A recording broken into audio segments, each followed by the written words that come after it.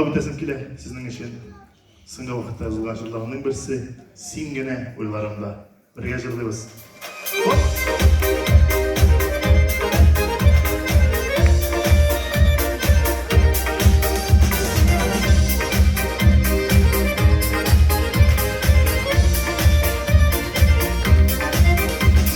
Şakırmanın minirde, şıkmanın yollarıma, şivan şeşkelerimde de, olmanın duvarıma. İlgimi gelsin, onu yapayım, güzelsini yollarında. Olmaz bilir, ipek kişi, singine uylarında. İlgimi gelsin, onu yapayım, güzelsini yollarında. Olmaz bilir, ipek kişi, singine uylarında. Kulak kulak!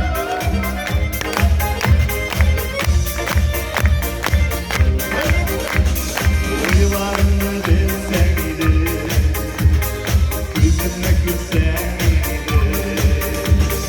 sinegene güzelliğe, kulağını bilseydi. İlgimi gelsin, anlayalım, güzelsini yollarında. Olmaz bile, izlek kişi, singine uylarında.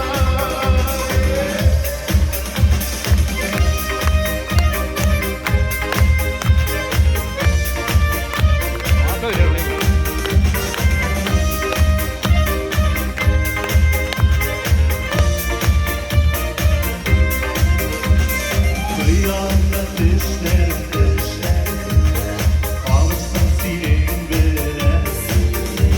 Elif aman, elif aman, seni kederleri